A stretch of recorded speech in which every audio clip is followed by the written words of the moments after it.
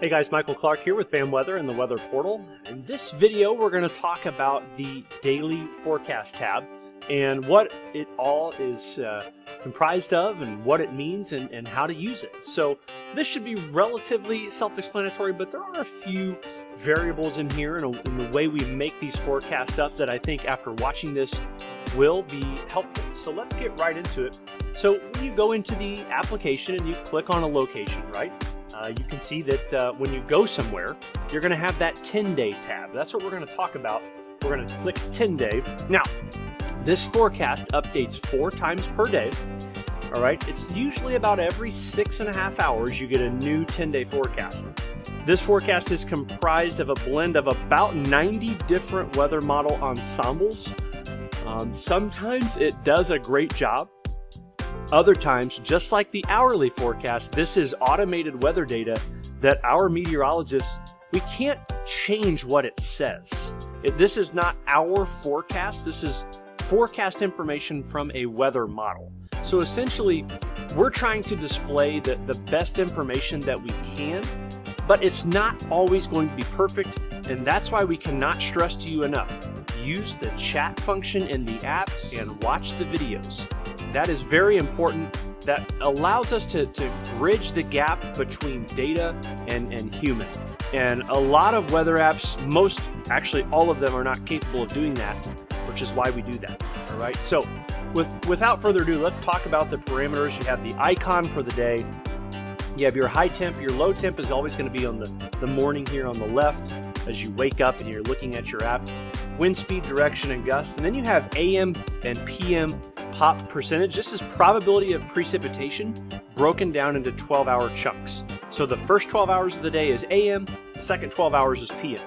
The minimum and the maximum. The pop is set to react to the maximum precip. And why I think this is important is because, for example, look at Tuesday's forecast. What you can see here is that we have a very low amount of rainfall forecasted, and the probability of precip is very low, but the icon shows a shower. You may look at this and go, well, it's going to rain Tuesday. Well, these are very low percentages and very low precipitation numbers, so an all-day rain is highly unlikely. It's kind of the same thing for Saturday.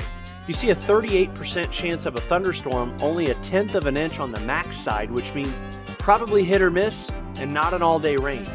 So it's good to apply the logic. We try to apply logic to these situations. All right, snow and ice forecast, and then your relative humidity forecast for the day. The GDU, which is the growing degree unit, of course. All right, for the growers and the agronomists out there. ET rate, that is the evaporative transpiration rate, goes out 7 days only. That's going to tell us how much water or how much moisture is going to evaporate from the ground here over the course of 7 days.